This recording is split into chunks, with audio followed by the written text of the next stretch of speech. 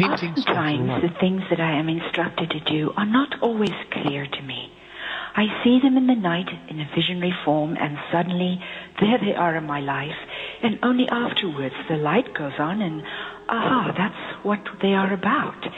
And I had an aha moment this week about the art that is being created, something that is very near and dear to my heart. We are creating a website with a gallery that is called paintingsoflight.com. And also, the art of a specific collection, which is called the Liquid Gem Collection, can be viewed by going to YouTube and just doing a search for Almine art. So I wanted to share with you the tremendous insights that have come out from the paintings that have recently been done, and they are ones that have been very specifically made for this gallery. Each one is made once, and if somebody purchases it, then it goes off the gallery and it goes to be printed on board with the specific process. It makes it look like an oil painting and preserves the vibrancy that we capture on screen as we produce it as digital art. So I wanted to share with you, first of all, a little preamble, because many people have voiced to me what the art means to them, but with a little bit of comprehension, it could deepen that appreciation. My art is an ongoing love affair with time and space. The reason for that is that we have viewed both time and space as our captors, as the prison bars of our existence. Linearity being the bars itself and the jail cell being space. I have wanted to learn through the art, and it is starting to happen to me, that those lines that we have seen as keeping us captive are in fact just the artist's strokes. And that is why the poetic perspective sets us free to dance in between these lines, the way the wind dances between the trees. And so the linearity that is out in our outer world, in the art that I am doing, it dissolves. The most mysterious of all is inner space. That intangible spatial experience that defies the five senses and can only be experienced by the inner senses of feelings. There are so many more inner senses than there are outer senses. The Liquid Gem Collection that is on YouTube or is as a little slide presentation on our website itself is in fact external space and how it melts from one form to the other. To quote our facilitator from North Plains in Oregon, where we hold ever so often another retreat, has said, Almine, you are training our eyes to see a different way. I can feel it. Well, my beloved sister Anik, not only your eyes, but mine as well. Each of these pieces have left me profoundly changed and altered. So let's look a little further. The images that are portrayed have no angles and no joints.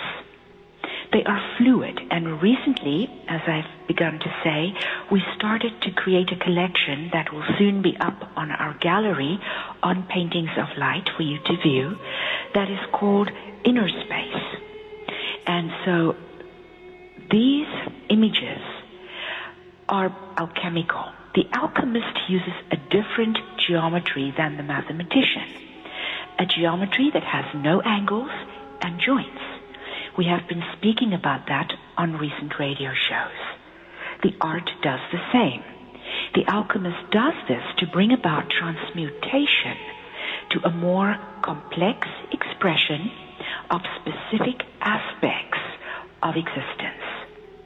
This alchemical geometry is the foundation of the art that is being done digitally and then can be printed for you.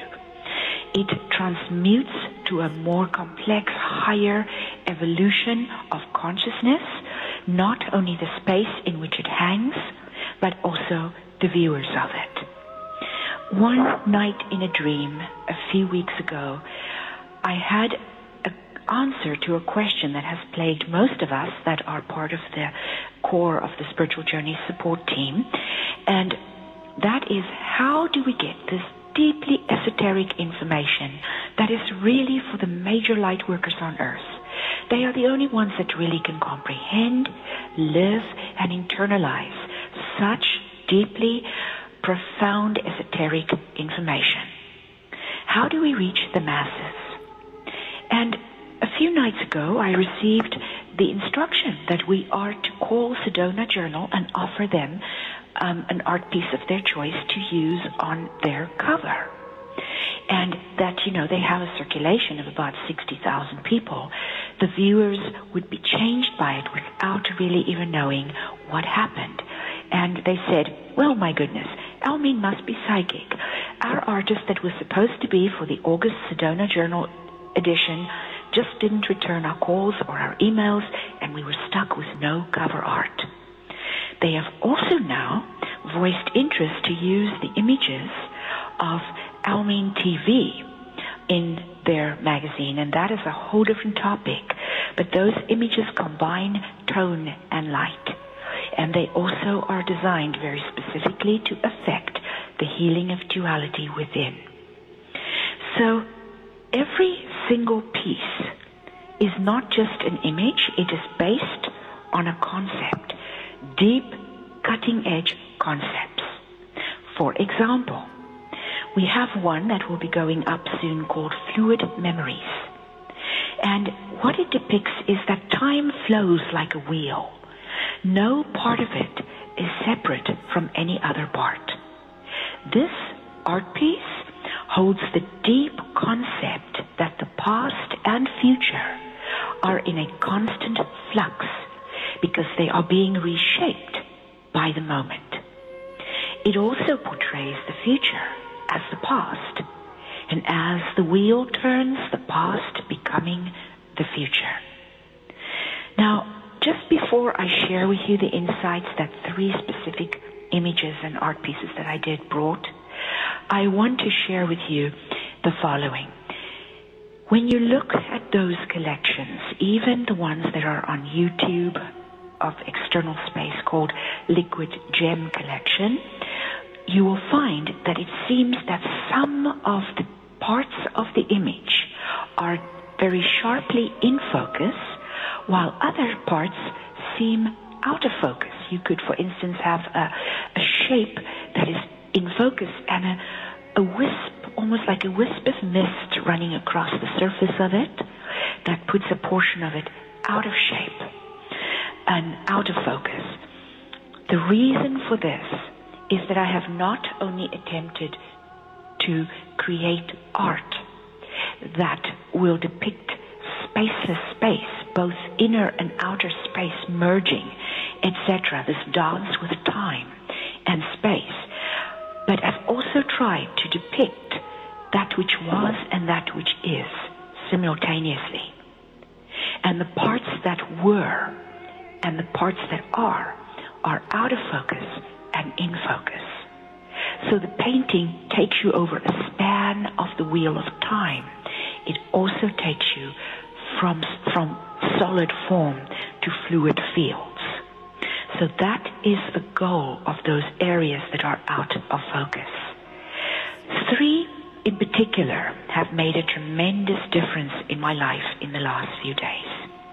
And they happen to be ones that our Belvas Patel practitioners use. And those are under what is called the Angelic Collection. We have a collection of angelic impressions, not the shapes of angels. I have seen angels at will change their shapes. What I am depicting through the art is the impression, the essence of the angel and what he or she represents. So let's look first of all at the angel of gratitude. The gratitude and the praise and the love, the three attitudes of Belvaspata practitioners that are vitally important to them as they lift areas that are asleep, bringing disease and pain and aches to a higher level, are the three angels that I have just completed. These will only be printed one time. Now, the angel of gratitude, the art depicts waves of gratitude as felt in the human heart and as the essence of the angel of gratitude.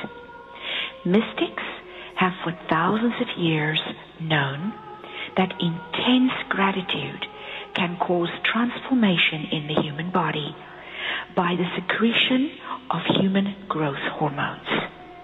And in producing and in creating this art, I felt profoundly affected by the feelings of gratitude I entered into. And for the past day, my body has undergone tremendous changes, tremendously so. And so that was the first one.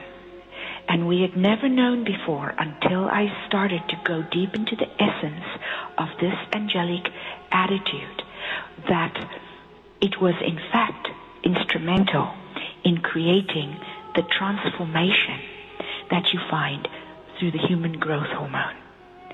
I was told once by an immortal master that gratitude continually engaged in for the food, for the water, for air, for everything that you encounter, even if it seems unpleasant, knowing it to be a way shower, can in fact create an immortal being from a mortal one in 2 weeks' time. That is what she told me. So now let's look at the angel of praise. Mention is found in ancient records of the transfigurative powers of praise to produce regeneration in the human body through the formation of a specific molecule. The deep praise that ripples through every cell, leaving it profoundly changed, is at the heart of this art piece. The night after I had seen the art and experienced this essence that I wanted to put onto that canvas of the computer screen was in fact a night in which I saw a symbol. And the symbol was Egyptian. I had seen a whole wall of Egyptian glyphs. 3 of the glyphs, I had to change the 2 of them, but the third one was a symbol for a molecule, the way H2O is the symbol for the molecule of water. And so if you take a look at the not this coming Friday, but the one after that, Niels will have up as part of his show, and I hope I'm saying the name correctly, but it's New Paradigms Through Old Records. And I hope that's correct, but he can correct you if I'm not. So that half-an-hour show that he has each week will publish glyphs that we don't have at the time anywhere else. And these 3 symbols of Egyptian writing that I've sent to him represent the love and the praise and the gratitude. The praise one, however, is a molecule that the ancient Egyptians were able to produce through plants.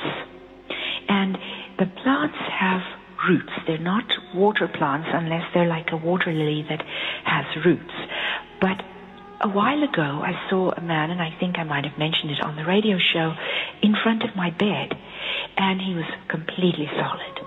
It was a moment where realities merged, and he had a very, very soft look in his eyes, but very inquisitively looking at me, and he had a headband made of roots, like twisted rope of roots. And where his hair was brown and hanging on his shoulders, there were roots hanging down. Not big roots like you'd find for a shrub, but maybe smaller roots of a smaller plant. In my mind, I couldn't think what he was doing. I just knew our realities had kind of thrust us together. And I asked him what were the roots for in a later time after seeing him. And he said, it is for transfiguration. The plant that the Egyptians used, the molecule that it produces in the body, is exactly the same thing that deep praise that ripples through every cell, leaving it profoundly changed, can do. And that is what is at the heart of the art of the angel of praise. And here we'll be putting that up quite soon on our website, Paintings of Light. These pieces for the gallery is my way to reach the general public. They're for museums, etc. But we have kept the prices so that even if my light family, yes, you're my love family too, but even if you would like to purchase them, that they are affordable. So the last one is the angel of love. The attitudes of love, praise, and gratitude, the mystical keys to immortality, known to sages throughout time, are inclusive. The geometry used to portray their transcendental qualities cooperates with space, rather than using angular shapes that exclude and attempt to dominate space. The healing presence of love can be felt in this image, but it is felt as though it flows through the viewer, rather than towards the viewer. It's not directional, because it's not transformational. It is inclusive. Love is transmutational, and it is there where alchemy is found.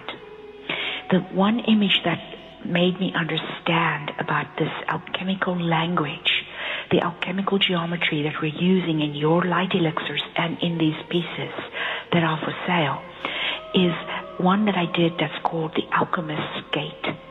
It looks as though there is a 90-degree angle with a flat surface and an upright surface, yet there isn't.